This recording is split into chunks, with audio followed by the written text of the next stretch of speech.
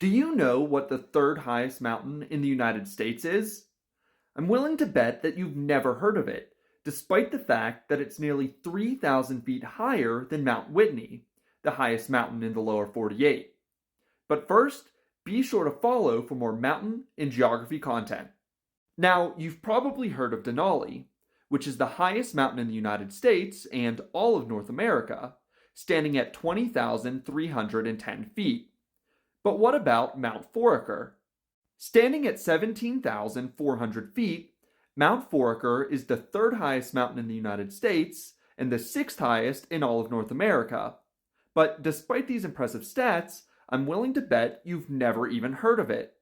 That's likely because it stands only 14 miles southwest of Denali, meaning that Mount Foraker is often overshadowed, literally and figuratively, by the much larger mountain. In fact, Mount Foraker is so associated with Denali that some tribes in the area traditionally use the name Denali to refer to both mountains, as opposed to just the higher summit.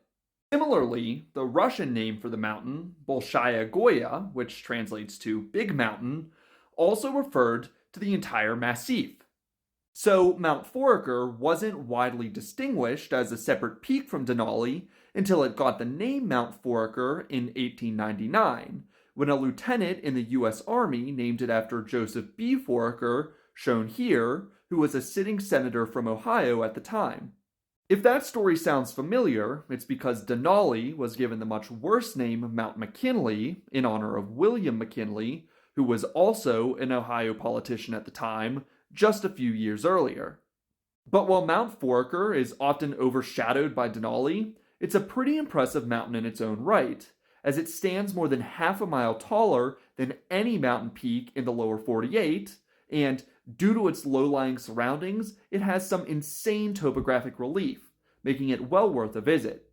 Now, the easiest way to see Mount Foraker is to visit Denali National Park and Preserve, where the mountain is located, as it's visible from many different points in the park. But while seeing the mountain is easy, gaining access to, or even climbing Mount Foraker is a much different story. While it may be much easier than climbing nearby Denali, climbing Mount Foraker still requires several weeks of time, a couple $1,000s, and extensive previous mountaineering experience. Have you ever heard of Mount Foraker? And did you know that it was the third highest mountain in the United States? Let me know in the comments, and let me know what you'd like to see next.